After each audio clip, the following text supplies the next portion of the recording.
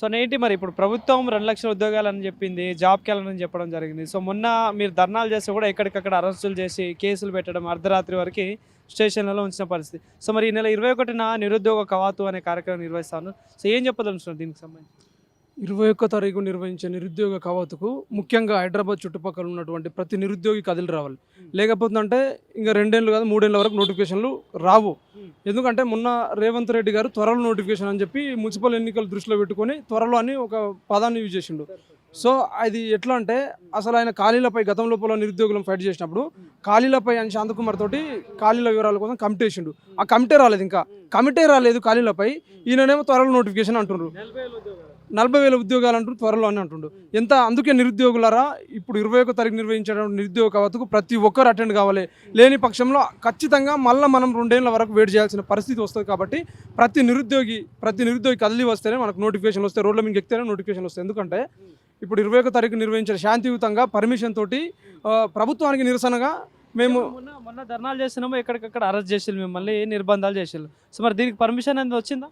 దానికి పర్మిషన్ రాలేదు. ఆ రోజు రేవంత్ రెడ్డి గారు ఎట్లా అంటే పక్కల లైబ్రరీకి ఒక 300 మీటర్ల దూరంలో ప్రైవేట్ థియేటర్ ఓపెనింగ్ చేయడానికి వచ్చిండు.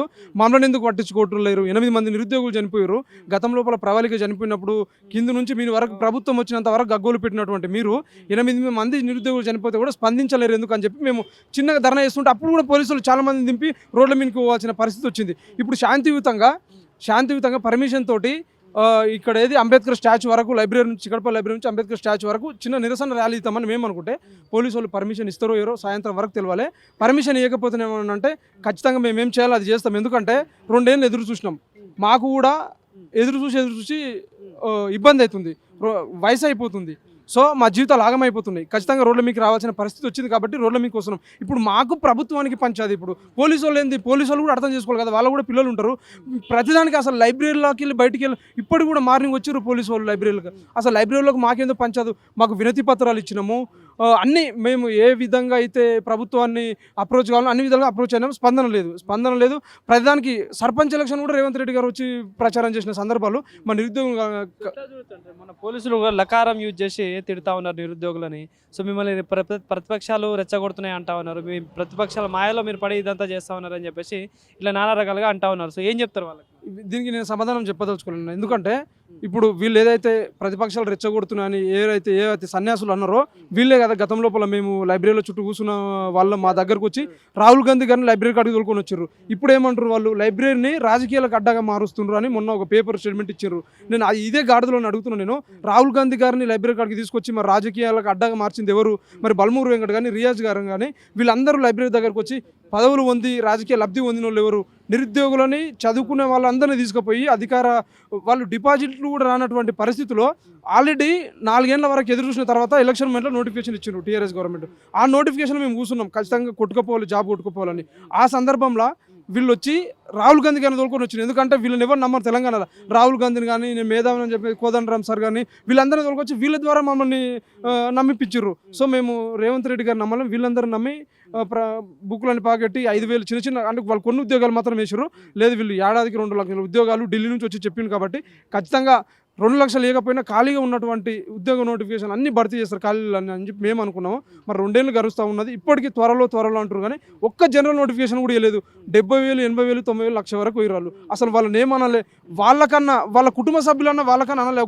ఒక్క నోటిఫికేషన్ ఇవ్వలేరు. వాళ్ళు చూడండి అన్న, జీపీఓ పోస్టులు పొంగులేటి శ్రీనివాసరెడ్డి 1 నెల రోజులు అప్పుడు ఏదో ఎలక్షన్ ఉన్నాయి, డైలీ పేపర్ స్టేట్మెంట్ రావాలి, నిరుద్యోగులారా బయటికి వెళ్ళకండి, చదువుకోండి అన్నారు. గ్రామాలకు వెళ్ళిన అంటే విలేజ్లోకి వెళ్ళిపోయిన వాళ్ళు కూడా కొంత అమౌంట్ తీసుకొచ్చి ప్రిపరేషన్ అని జీపీ కోచింగ్ కూడా తీసుకున్నారు. రియాజ్ అయితే ఇక ఆయన రోజు యూట్యూబ్లో వీడియోలు పెట్టాలి. మరి వాళ్ళని నమ్మి చేసినాం. మరి గతం లోపల ఆయన వీఆర్ఓ వ్యవస్థను రద్దు చేసి పునరుద్ధరించి పాత వాళ్ళకే అపాయింట్మెంట్ ఇచ్చేసిండు మా జీపీఓగా మార్చి. మరి ఏమనాలి? మరి ఇక్కడ 2 ఏళ్ల నుంచి అదే మానవతరాయి వీళ్ళు నిరుద్యోగ వాళ్ళని ఏమనాలని అర్థం కావట్లేదు. వాళ్ళు డైలీ అసలు నిరుద్యోగులైన ధర్నాలు చేస్తే వాళ్ళు ఎదురు చూసుకుంటుండేది సోషల్ మీడియాలో ఎప్పుడు కనబడాలి, ఎప్పుడు నిరుద్యోగులు ధర్నా చేస్తారు, మేము ఎప్పుడు సోషల్ మీడియాలో కనబడాలని. మరి వాళ్ళు ఎక్కడ పోయినారు? ఇప్పుడు వాళ్ళనే చెప్పాలి కదా. పాలాభిషేకాలు అసలు రేవంత్ రెడ్డి ఏం చేసినా కూడా వీళ్ళు నిరుద్యోగులు అందరి తరఫున వీళ్ళు పాలాభిషేకాలు చేస్తారు. వాళ్ళు అసలు నిరుద్యోగులే గారు.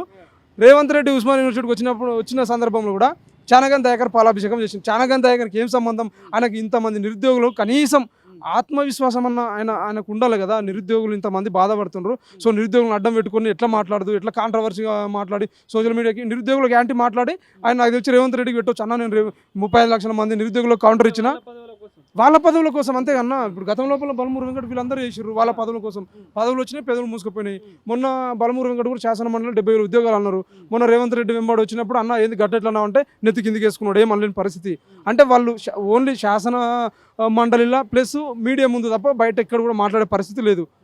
సో మన శ్రీధర్ బాబు కూడా అంటా ఉన్నాడు కదా, ప్రభుత్వాల్లో రంగాల్లో ఉద్యోగాలు కల్పించడం సాధ్యం కాదు అని చెప్పేసి మాట్లాడుతున్నాడు. శ్రీధర్ బాబుకు ఇంతనన్నా సోయి ఉండాలి. ఎందుకంటే వేరే వాళ్ళు అంటే దానికి రియాక్ట్ కాకపోము. ఆయన మేనిఫెస్టో రాసిందే ఆయన. మేనిఫెస్టో 2 లక్షల ఉద్యోగాలు, జాబ్ క్యాలెండరు, నిరుద్యోగ భృతి రాసినటువంటి ఆయననే మరి అందరికి ఉద్యోగాలు ఇవ్వలేము కదా అంటే అందరు ఎవరు ఉద్యోగాలు అడిగిండు? ఖాళీగా ఉన్నటువంటి నోటిఫికేషన్ ఏమి అడిగితే అందరికి ఉద్యోగాలు ఇవ్వలేము కదా అని చెప్పి మాట్లాడడం ఎంతవరకు కరెక్ట్? శ్రీధర్ బాబు గారు కనీసం ఆ శాసన మండలిలో మేము గౌరవించే ఏకైక వ్యక్తి శ్రీధర్ బాబు గారు. శ్రీధర్ బాబు గారు కూడా అట్లే అయిపోయారు. ఇప్పుడు ఎందుకంటే ఆయనకన్నా సోయి ఉండాలి. శాసన మండలిలో శాసనసభలనే జాబ్ క్యాలెండర్ ప్రవేశపెట్టింది 2 సార్లు. మరి జాబ్ క్యాలెండర్ మారిపోయింది. 2024 నవంబర్లోనే గ్రూప్ 1 గ్రూప్ 2 నోటిఫికేషన్ రావాలి జాబ్ క్యాలెండర్ ప్రకారం.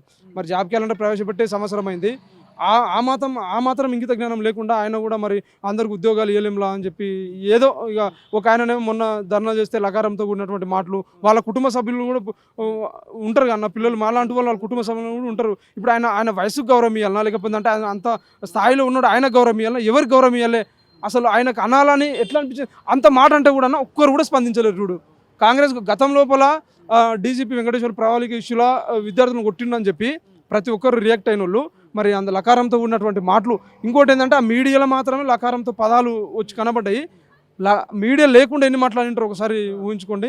ఇక అది ప్రభుత్వానికే మరి ఎన్ని విధాలుగా ఇప్పటికే అణచివేత గురైన 10 సంవత్సరాల నుంచి ఇప్పటికైనా బతుకులు మారుతాయంటే ఒక్క నోటిఫికేషన్ ఇవ్వకుండా వాళ్ళు ఏ విధంగా కనీసం నిరుద్యోగులను కలిసే పరిస్థితి కూడా లేదన్న రేవంత్ రెడ్డి గారు. ఫైనల్గా ఏం చెప్పదలుచుకోవాలి నిరుద్యోగులకు? నిరుద్యోగ కవాతుకు ప్రతి నిరుద్యోగి కూడా తరలి రావాలి. మనం అందరం కలిసి వస్తేనే రోడ్ల మీకు ఎక్కితేనే నోటిఫికేషన్లు వస్తాయి. లేదంటే మళ్ళీ 2 ఏళ్ల వరకు వాళ్ళు ఆల్రెడీ మనం దీన్ని బట్టి మనం అర్థం చేసుకోవాలి. ఆయన త్వరలో నోటిఫికేషన్ ఇంకా ఏదో అంటే మనం నమ్మినాం అనుకో 2 ఏళ్ల వరకు మోసపోతాం. దయచేసి మనం అందరం రోడ్లు ఎక్కితేనే మనకు నోటిఫికేషన్లు వస్తాయి. లేదంటే ఖచ్చితంగా ఇప్పటికే 8 మంది నిరుద్యోగులు చనిపోయారు. చాలామంది ఆర్థికంగా మానసికంగా కుమిలిపోతూ ఉన్నారు. వాళ్ళందరూ కూడా దయచేసి 21 నిర్వహించేటటువంటి నిరుద్యోగ కవాతుకు ప్రతి ఒక్కరు కూడా కథలు రావాలని చెప్పి కోరుకుంటున్నాం.